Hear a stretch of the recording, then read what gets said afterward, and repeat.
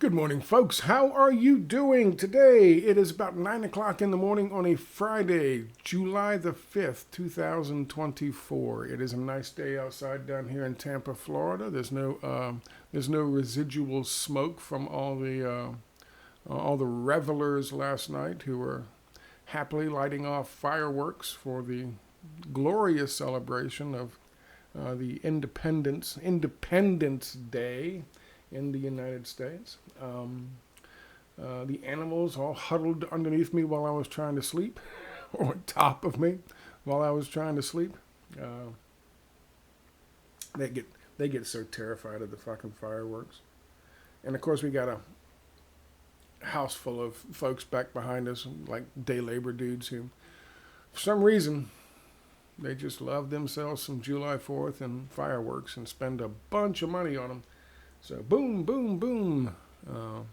But it wasn't too terrible. It wasn't as bad. I think, I forget what year. I think it was when we first came out of COVID-19 lockdowns and shit. Which we came out earlier than most people down here in Florida. July 4th that year was, understandably, people were kind of like, yay, we're out, we're free. And it was like Gaza. I hate to make that comparison, but it was just like bam, bam, bam, bam, bam, constantly. 3 o'clock in the morning, still doing it. Woke up the next morning. I was talking to Neil about this. Came outside about 5 a.m. I always get up early, and it was still slightly dark outside, but the sun was coming up. You couldn't see halfway down the block. That's how much smoke was just sitting on the whole fucking neighborhood. Looked like a war zone. Anyway, I'm going to talk about a couple things, mainly RFK Jr. today, but we're going to start off with some news out of Gaza. A former head of the Shin Bet has come out and said Netanyahu has got to go. And I put the interview up there on my website. You can go watch it. That's unremarkable because a lot of people know he's got to go. He doesn't want to get into. He says his wife is a psychiatrist, so he doesn't want to get into trying to diagnose somebody, which is the right move. In terms of why Bibi Netanyahu is doing this and continuing this conflict, we all know why. He doesn't want to say it, but everyone knows it's his own self-preservation. You know, this is what we're coming to understand with the Biden situation. By the way, I want to thank everybody who came by for the Biden, the inaugural official Scottish Sideshow Twitter space conversation yesterday. It was good. I was expecting to go for about an hour. We went for 2 hours. And a lot of people showed up and had some stuff to say and some questions, and we had a nice discussion, and several of them, and I enjoyed it. Like I said before, doing this stuff, the biggest perk really is being blacklisted by corporate America. Aside from that, the biggest perk really is being sued by fucking Albany. But aside from those two big perks, the biggest perk is being able to hear from you guys and talk to you guys and get feedback from you. And that's why I've been doing this, since I've been doing it for as long as I've been doing it. So yesterday was nice. We're going to do it every Thursday at 5, unless people say they want to go earlier. Somebody was saying maybe we should consider doing it on the weekends. If you have any input, please leave it in the comments below. I put a video up of the chat, the 2-hour chat, on BitChute and YouTube and my website, so you can watch them there. There's a guy from Shin Bet. He did say something other than Netanyahu's got to go, which I have said, and others have come out and said now. And that is, without the Salvador option, without completely eradicating the fucking population, because Here's the problem with the Salvador option. The Salvador option I've talked about before. The Salvador option is Lieutenant Colonel Glenn, or whoever it was, General Glenn, or Lieutenant General, whatever he was. We sent over there 3 weeks into this thing in end of October, early of November.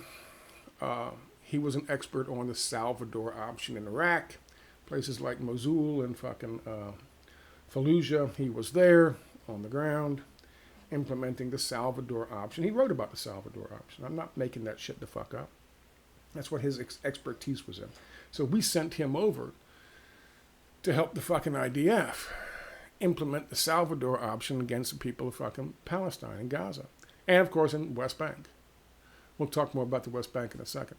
But here's the problem. The Salvador option basically being you punish the soft targets. You punish the fucking civilians until the insurgency is hated by the civilians because the insurgency's existence is causing them pain.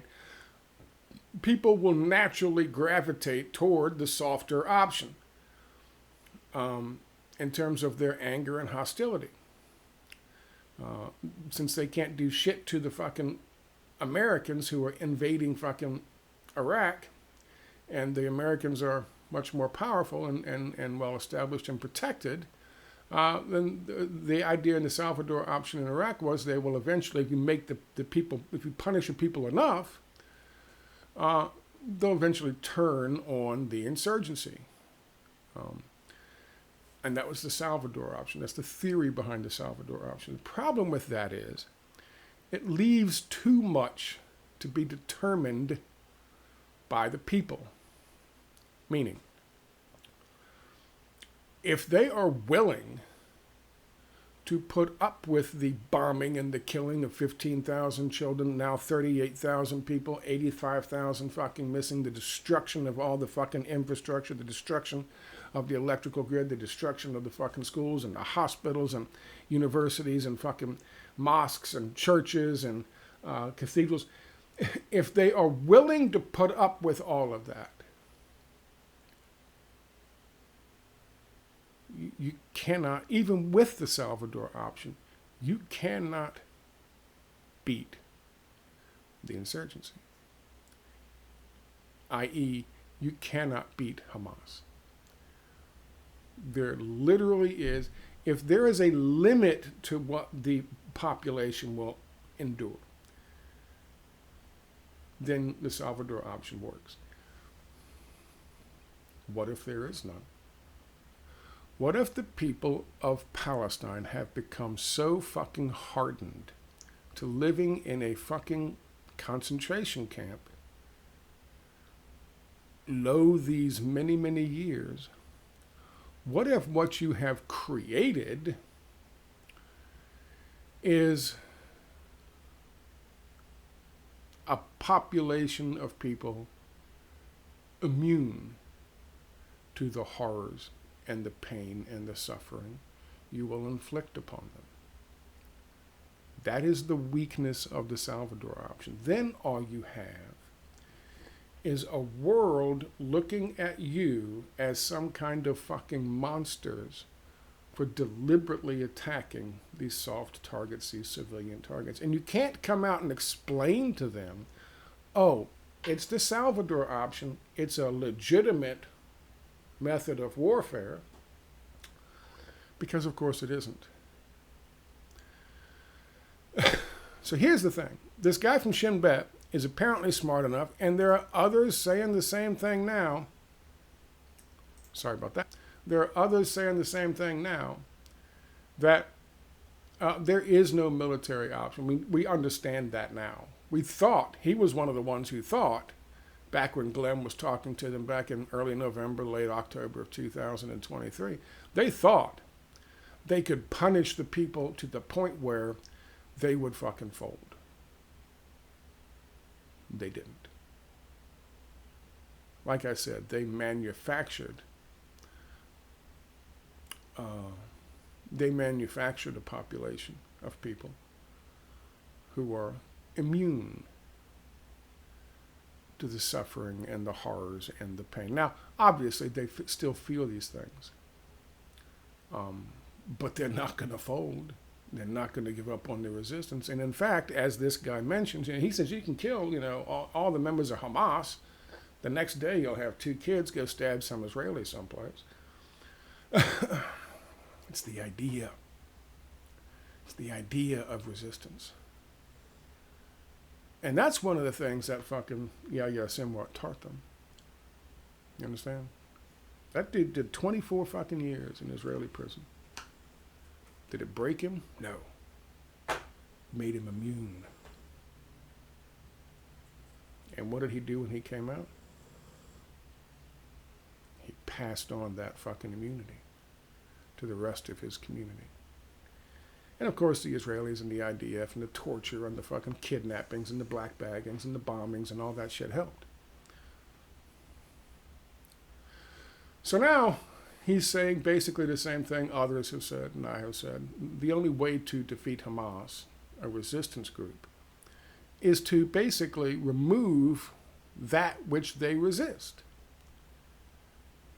What does that mean, Scott? That means you remove the IDF from Gaza. You remove the settlers, we'll talk more about them in a second, from the West Bank, which, by the way, appears to be happening as we speak, quietly.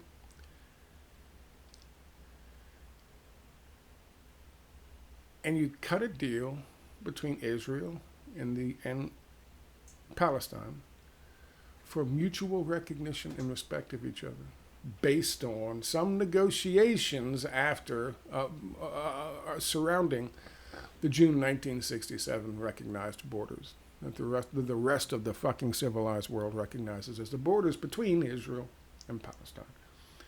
That's a former Shin Bet guy saying that. If you remove what it is that they are resisting, then there is no need for resistance. There's no need. Their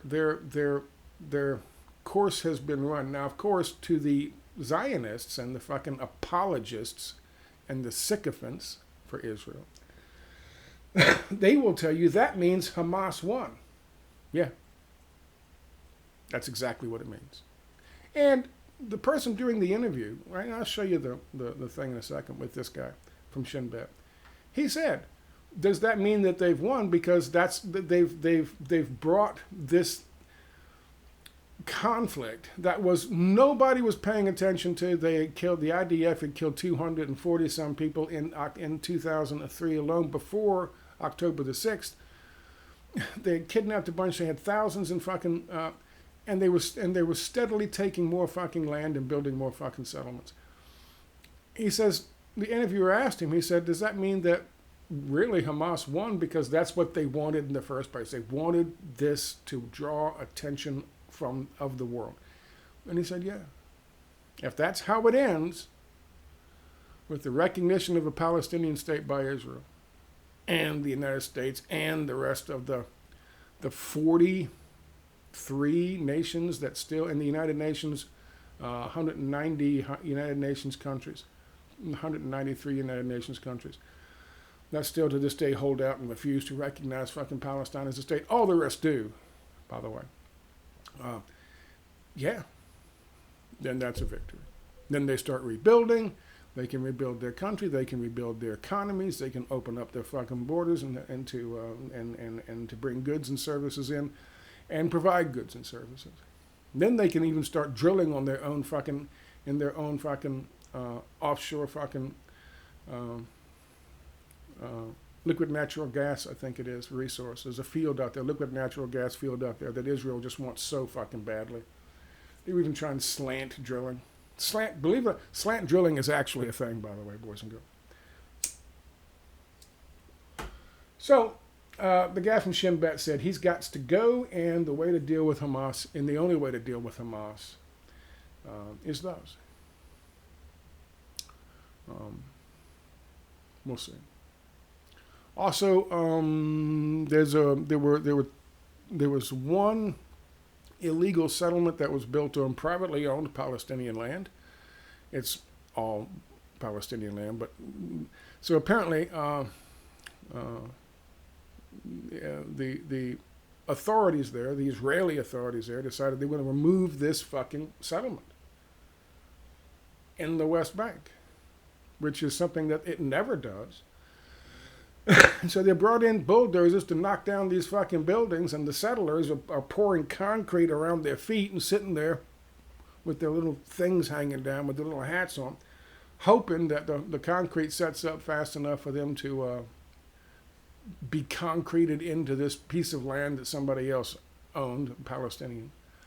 And when that didn't work, the rabid, psychopathic, 500 rabid, psychopathic fucking pieces of shit who failed at life everywhere else, but then they came to become settlers because that's the only thing they could do in life. So they either converted to Judaism, or they were already Jewish and they went there looking to get themselves a piece of land,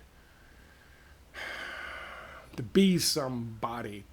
And 500 of those fucks turned on the fucking Israelis and the Israeli security force there and started throwing Molotov cocktails and rocks and whatever they fucking had at the fucking Israelis.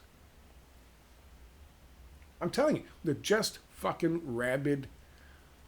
They're thugs. I said in this little quip above that fucking video, and I'll show you that in a second, they're the worst human beings on the planet. Everyone goes like, oh my God, radical Muslims. They'll do this and they'll do that. Ever heard of Irgun?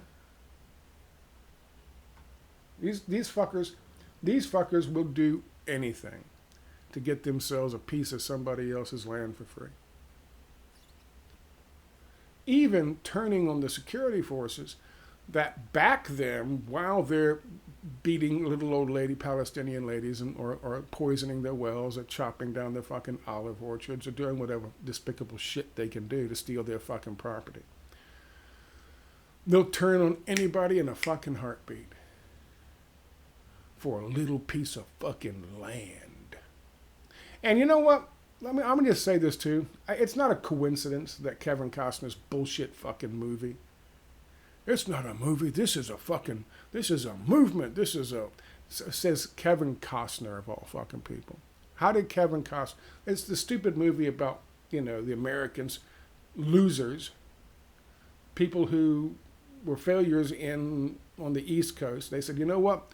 Go west, young man. You're a piece of shit and you're not going to amount to shit here except getting some fucking job in a goddamn factory making 13 cents a week.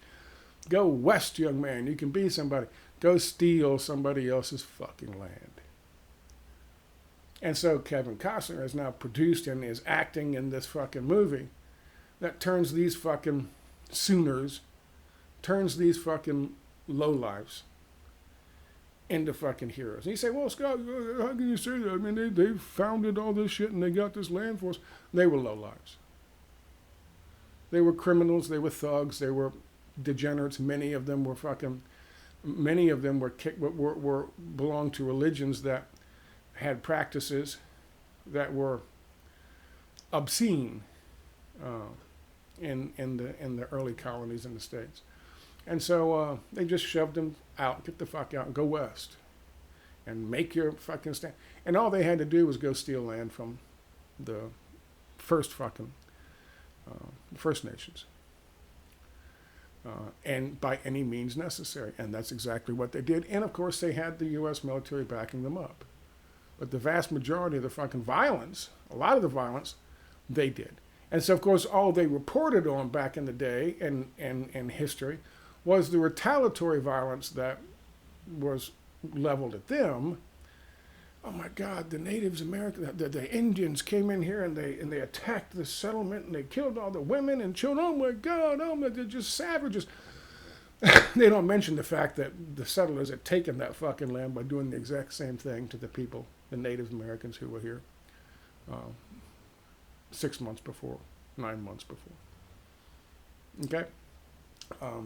That's settler colonialism, and ironically enough, while we're talking about Israel and their fucking settler colonialism, and that's coming to attention over the last 9 months, out pops this bullshit fucking thing from Kevin Costner saying, yes, settler colonialism is what founded this America and made us great. Wink, wink to Israel. Kevin Costner, of course, Kevin Costner, of course, got his real start in Dances with Wolves. You know, lionizing the very other side of that fucking story that they're telling now, back in the day. And probably doing a more accurate fucking representation of history. Now, all that said, it's just, that's what happens when you become rich and famous. When you get tied into, you know, things like mortgages on your fucking mansions and your fucking payments on your yachts, and they come to you and say, we need you, Kevin Costner, because of Dances with Wolves, to do this more mature, more well thought out, more well reasoned, historical, epic film on the greatness of these fucking, the bravery of these fucking losers and pieces of shit who didn't have a life in the East Coast and they had to go west to steal somebody else's fucking land. Meanwhile, settlers in fucking West Bank are throwing firebombs at Israelis.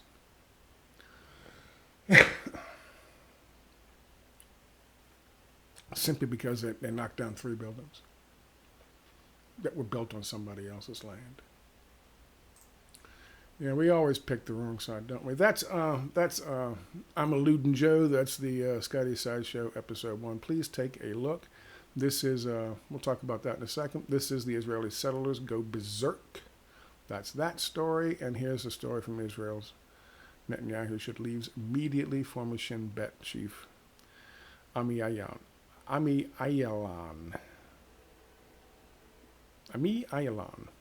Okay, close enough. And that's from France 24, and this one is from Times of India. So, Vanity Fair, RFK Jr. Let me remind you guys,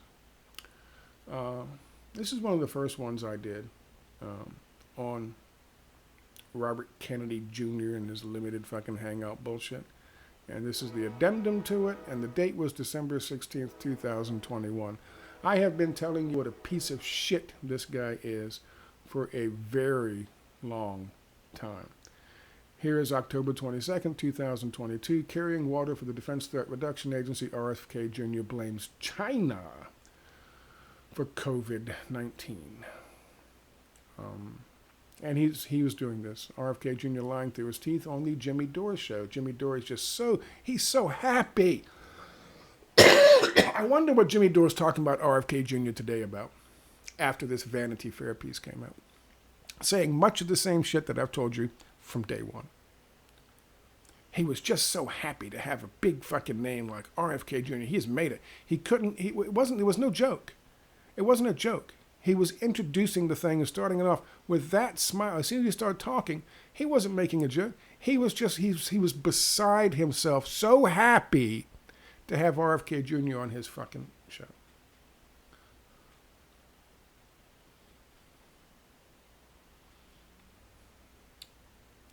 There's a ton of stuff I've done on this piece of shit. Here's his son. I told you his son Connor Kennedy went to do 2 months of photo ops and acting like a big tough guy in Ukraine, fighting against the Russians. Supposedly. Pictures of him, videos of him firing a fucking machine gun on top of a tank and hanging out with fucking Azov Battalion Nazis. Literally hanging out with Azov Battalion Nazis. He said he was willing to die in the fight against Russia. That's what he said. Willing to die alongside his Nazi fucking brothers. But he was doing it because this is a guy they want to fucking run in 2028 for a potential Senate bid, and then, of course, in 2032, the office of the President of the United States of America. That's why this guy is doing this. That's why RFK Jr. is doing this. I'm not going to go through all of this shit. False idols. RFK Jr. and the right of Reagan, neoliberal new hero of the left. Let me see if I can get... There's a bunch I've done on this piece of shit. There's a bunch I've done on this piece of shit.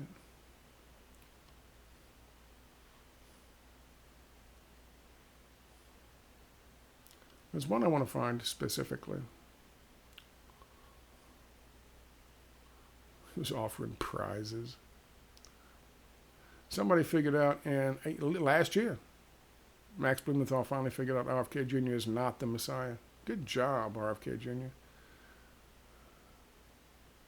The IDF never targets civilians. There's a thing out. It might even be on my website. Is it on my website? It might even be on my website. We'll deal with that in a second. No, it's not. There might be there's an interview some guy did. He's a special forces guy, and of course we said this before. Somebody else said this before. There's no possible way to kill 38,000 fucking civilians by accident. I've told you what this was. This is the Salvador option. RFK Jr.'s out there with Rabbi Shmuley sitting next to him. Rabbi Shmuley, whose fucking daughter, and he'd sell fucking dildos. And his daughter gleefully fucking demonstrates the use of dildos. Just disgusting people. But he's sitting there with us, him saying that, you know, the IDF doesn't target civilians. That's the whole point of fucking the Salvador option. And that's what General Glenn is. He's an expert on that. And that was what they've been doing, clearly, targeting civilians. You can't kill 38,000 people by accident. Doesn't happen in a conflict. There's another guy came out just recently said the same thing.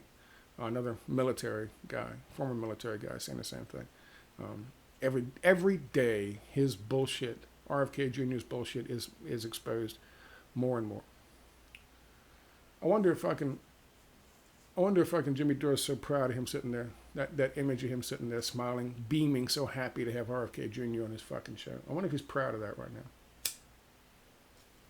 Of course, he did the same thing with fucking Ocasio-Cortez, Bernie Sanders, and all the rest of them. So what the fuck does he care?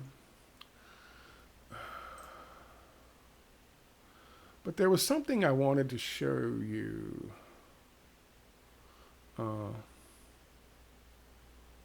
Norman Finkelstein points out the guy's a liar back in November 2023.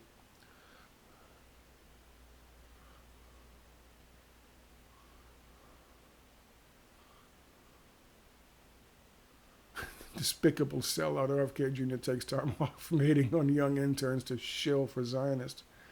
I've talked about that for a while. People say, well, Scott, maybe he's different. He ain't different.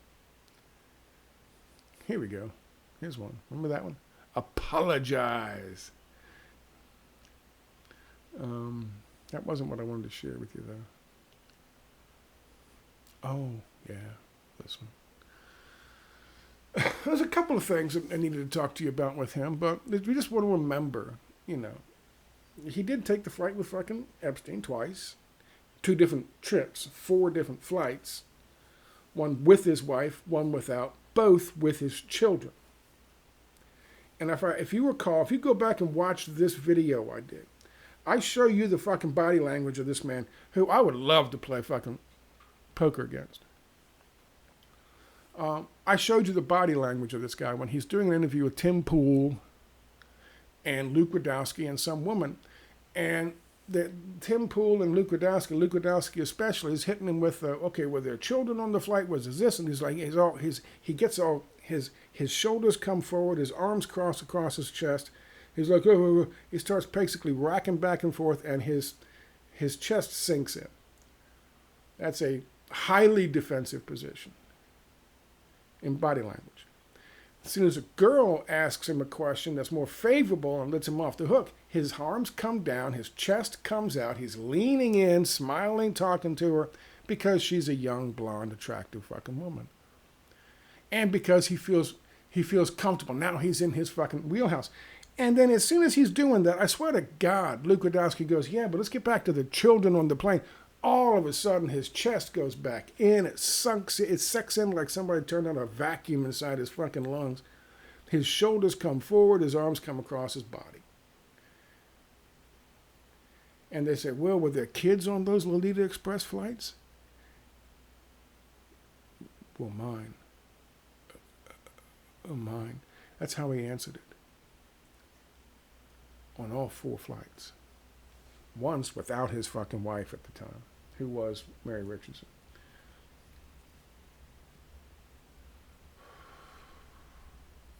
So the question is, are the genocidal Zionists blackmailing RFK Jr. with Lolita Express info?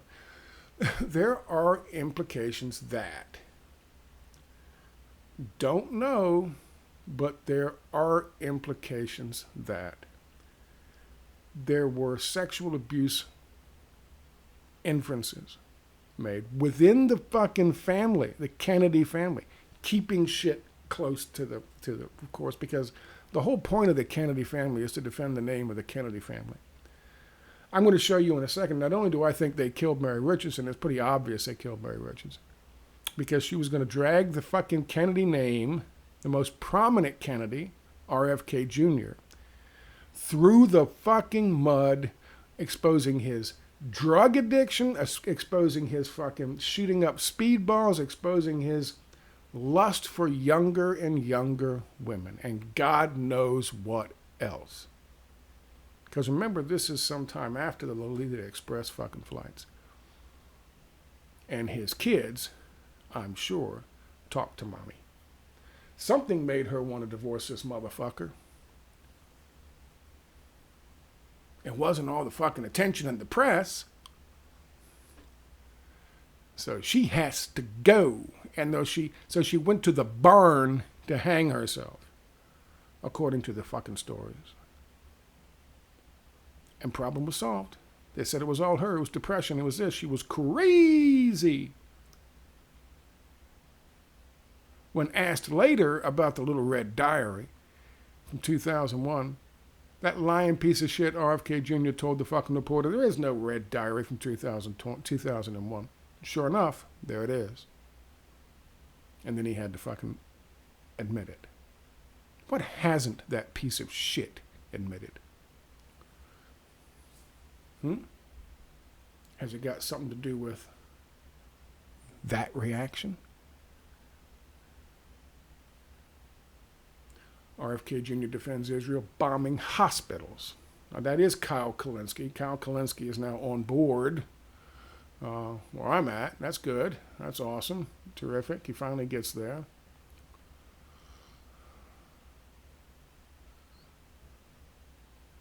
And that brings us up to date to where we are now. I've covered a lot of this shit. I've talked about a lot of this shit. This is the thing everyone's talking about right now, the Vanity Fair hit piece on RFK Jr. from Wayback Machine. And as I state in this little lead into the Wayback Machine version of the Vanity Fair article, because they're behind a paywall, it's so important to democracy that they put it behind a paywall, the greedy fucks. But you can go to the Wayback Machine and get it and read the whole goddamn thing, which I did. Clearly, this is a fucking despicable hit piece, talking about conspiracy theories and all of this bullshit, you know. And of course, if Trump gets elected because he's running, you'll go down as one of the greatest villains in American history. There's an article that I put up, and where is it?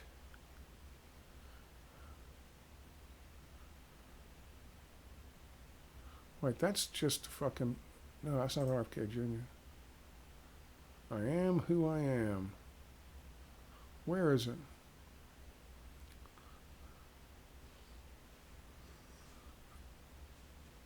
I don't know where it is. I think it's in one of these two. I think it's in one of these two. Talking about the financing. Talking about the political action committee that is set up. Now, I covered this the other day. I covered this last week, so it's not that long ago.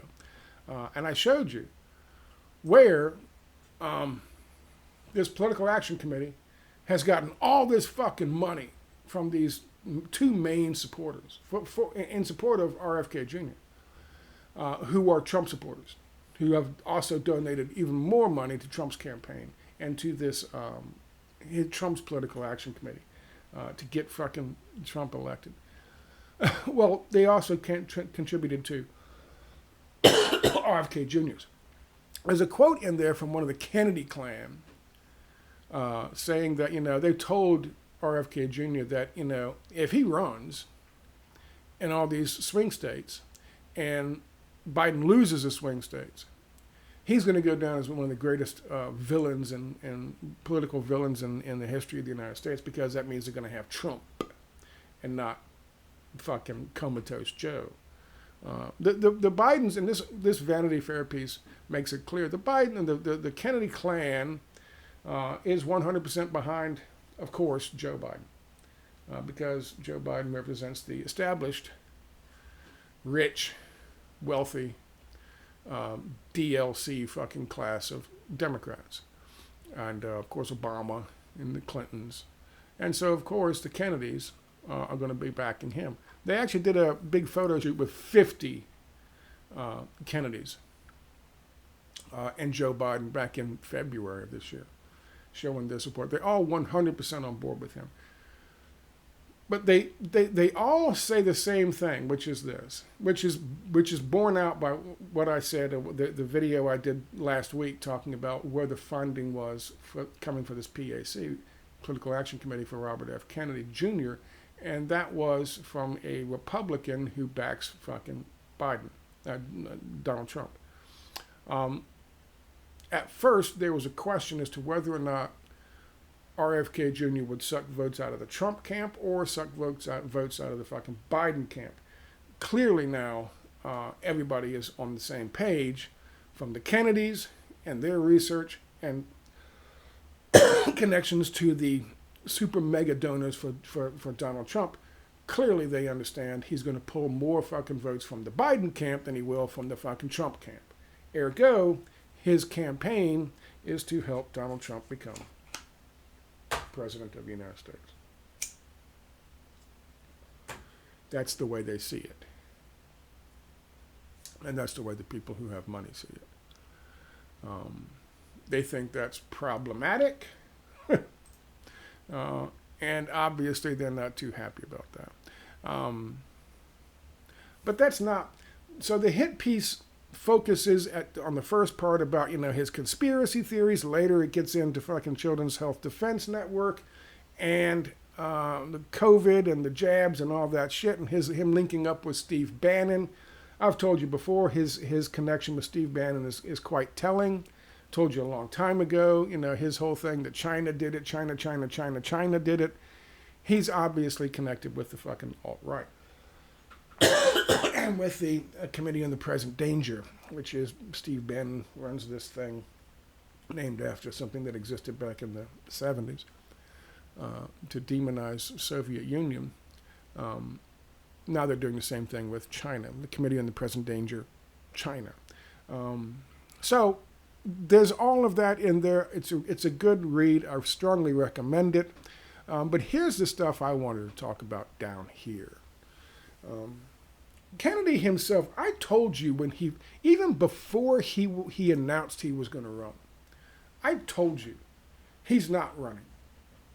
This is a fraud campaign. For whatever reasons, getting a political fucking machine set up for Connor for 2028, senatorial run, or whatever, maybe even as early as 2026.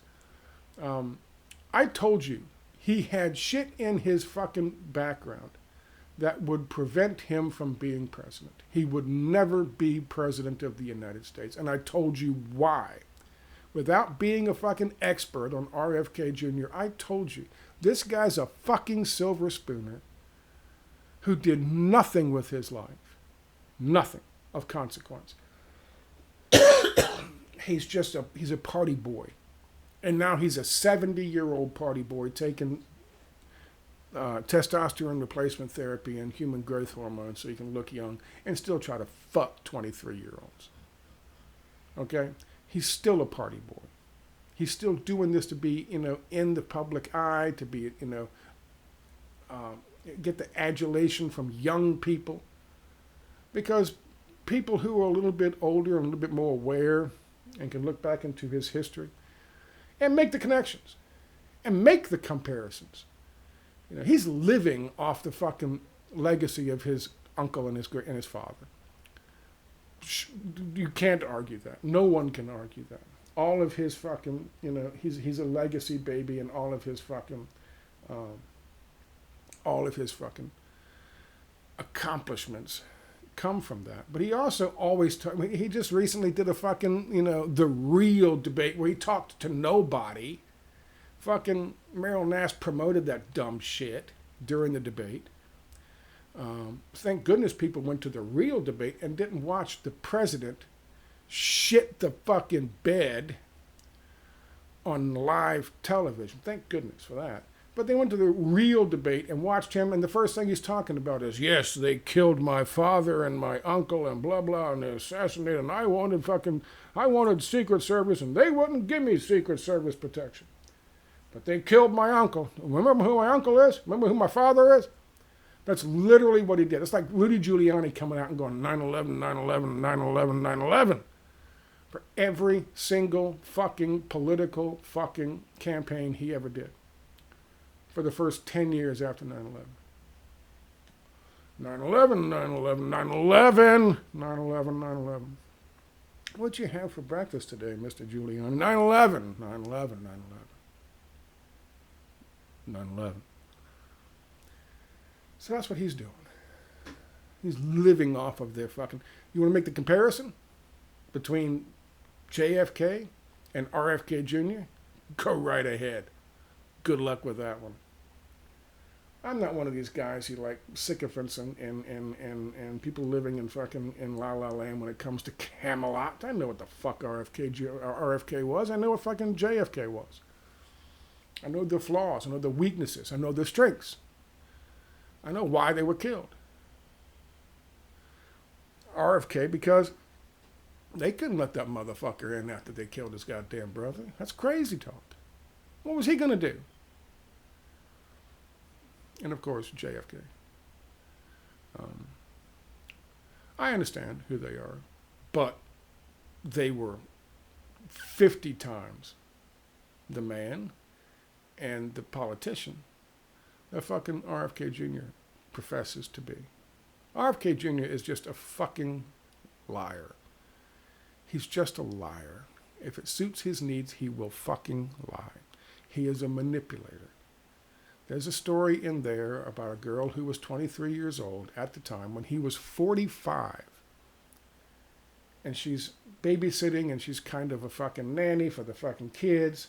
Mary is actually in the fucking house. 2 o'clock in the morning, he opens the door and creeps in. She's still awake. She's looking around. Here he comes, shirtless, in his boxers. Hey, could you put this lotion on my back, please? What a fucking piece of shit. His family members should have beat him daily. Because he was... There's a story about the Skripal, what's his name? Michael Skripal, his fucking friend. There's the story about David Kennedy, who was trying to stand up for RFK Jr. back in the day, in 1984, was it? 1984, I think. When this story came out, and part of it leaked to Playboy magazine, talking about fucking RFK Jr.'s habitual heroin use. He was a speedballer. When I went to New York and took a job from this guy named James, he ran this fucking shop called Caden Productions, who was also a speedballer. And 2 years later, I attended his wake because he fucking OD'd. Speedballing, if you don't know, is when you take heroin and mix it with cocaine and shoot it into your fucking veins. RFK Jr. was doing that when he was in college and getting away with it at Harvard because he's a legacy baby. David comes out and gives some information to fucking Playboy magazine. And the next day, of course, they had a big fucking family meeting about this. And David was in the hotel when they were having the big family meeting about how embarrassing this was for the glorious Kennedy clan. And the next day, David ends up ODing himself on a speedball in the hotel, surrounded basically by Kennedys and their fucking minions. They killed him. They killed him because he embarrassed the fucking clan. He embarrassed the fucking name. They killed Mary Richardson because she was going to drag the family name through the mud. She was going to get a bunch of fucking money and alimony and child support. She was going to get the goddamn children. Dude was a goddamn junkie for 14 fucking years. He was a fucking junkie. He also did coke. I think it was, I don't know exactly when it was, 2010? I don't know when it was. He did fucking coke in front of a reporter and was cutting up lines in front of a reporter for some fucking article, some big article. Kyle Kalinske saw that and the fucking, someone did a write-up on it. He thought it was based. Oh, that's based. That's kind of cool. Doing coke in front. Really? You think so? Is it when Hunter Biden's fucking smoking crack? Is that based? As an adult. The reason he fucking did it in front of the reporter was because he's a Kennedy. You're just a goddamn reporter. I can have you a fucking job like that, motherfucker. There's worse stuff in this article. And you can go look at it. I mean, we can read it. He was arrested for possession of fucking heroin. He was arrested multiple times. Felonies. Technically speaking, he's not eligible to run for fucking office. He's a convicted felon. And of course, he's a convicted felon Kennedy. So that's all different. But he was fucking arrested for possession of fucking heroin. And ladies and gentlemen, boys and girls, it's not that long ago. Now, I am not a hypocrite. I'm not going to sit here and tell you that I've led a clean fucking life. Any of you fucking trolls out there can pay $25 and find out exactly what I've fucking done, and more power to you. You won't be the fucking first, and you probably won't be the last. But I'll tell you right now, I'm not collecting money. I don't have a goddamn fucking slush fund set up and a GoFundMe set up so I can run for office, which I know I don't qualify for in the first fucking place.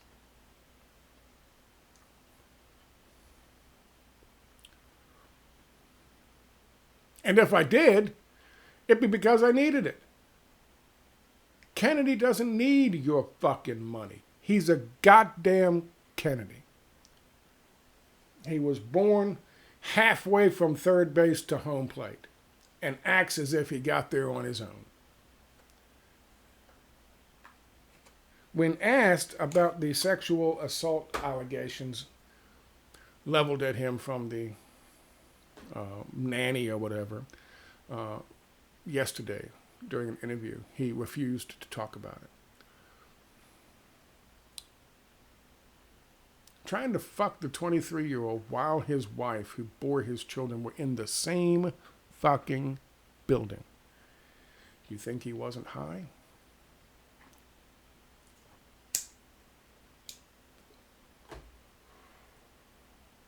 Wonder how much Adderall that dude takes. I bet it's a lot. I've said before and I'll say it again. I think his voice sounds like that because it's coming from an empty, cavernous, soulless fucking place. And that's why his voice sounds like that. You know, when there's a poisonous toad in your yard, either nature or God decided, I'm going to let folks know that's a poisonous fucking toad. I'm going to paint him red. If there's a big fucking or a small little spider and it's running across your hand and it's got a little red hourglass on it,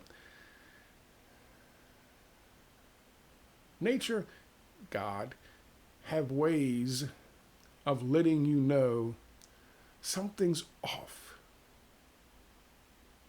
I'm Robert F. Kennedy Jr. My daddy was shot, and I got a silver spoon. Want some heroin?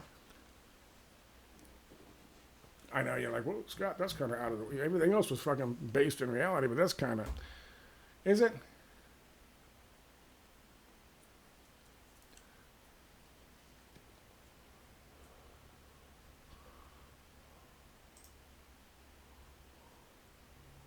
(1983), RFK Jr., by then an assistant district attorney in the office of Manhattan District Attorney District Attorney Robert Morgenthau, was discovered overdosing in the bathroom of a fucking airplane. Overdosing. This is after college. Like the rest of us, Bobby grew up feeling that being a Kennedy, you could do virtually anything you wanted. It was good because you got away with things other people wouldn't dream of. And here, of course, is the little excerpt from this thing talking about David. When an excerpt of the Kennedy book was published by Playboy magazine in 1984, it was 84, the family turned on David Kennedy for airing the family's addiction secrets. And he stayed in a separate hotel during a family gathering in Palm Beach. But he was at the gathering, just in a separate one. Bobby, David had told the book's author, was our last illusion. The very next day, David died of an overdose at the age of 28. They killed one of their own for embarrassing the family. Not a woman who married into the family. They killed one of their own for embarrassing the family. And they talk about this in this article. They talk about just how fucking aggressive the matriarch of the Kennedy clan was at the time and how they are now. How they fucking locked down that image. That Camelot image of the Kennedy name. And how they will do anything to see that it endures. They are not, I'm going to tell you right now. I'll tell you right now. I mean, it is a hit piece, obviously. And it's a hit piece, and they tell you right in the fucking, in the article itself. Because it's going to cost, his campaign's going to cost fucking Joe Biden the presidency. And then, oh lordy, we got Orange Man again. Can't have that. Can't have the people deciding what they want. So, we got to get rid of fucking his campaign, which is what they call for at the end of the article. So the article is clear. Vanity Fair is clear. Vanity Fair is bullshit. But they make it very clear. You know, they want him out of the candidacy and to stop embarrassing the Kennedys.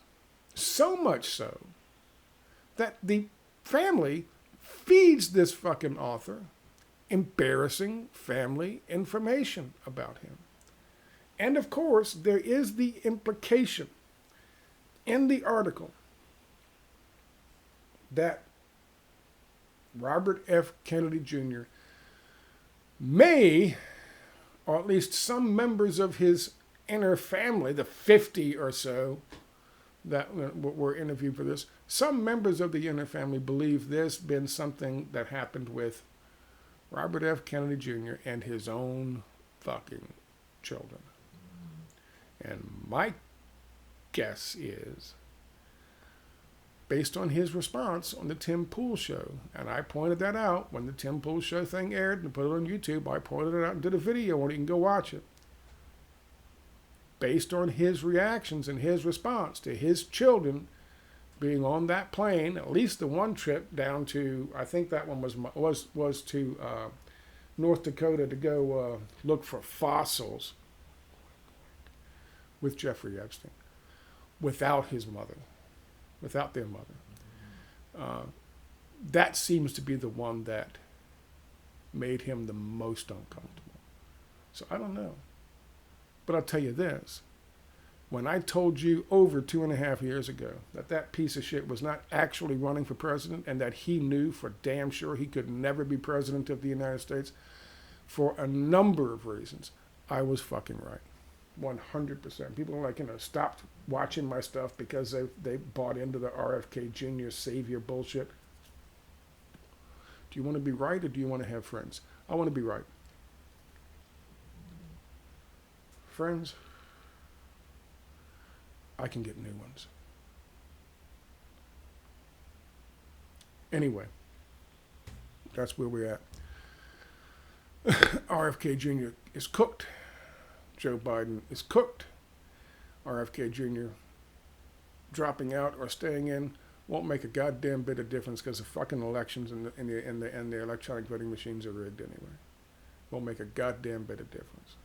All the Kennedys have done is just air their fucking dirty laundry in public because they despise what RFK Jr. is doing so much to sully the good fucking name they decided we'd fucking... That's like fighting a fucking forest fire by setting a fucking backfire and burning everything before the fire gets there. I mean, I don't know.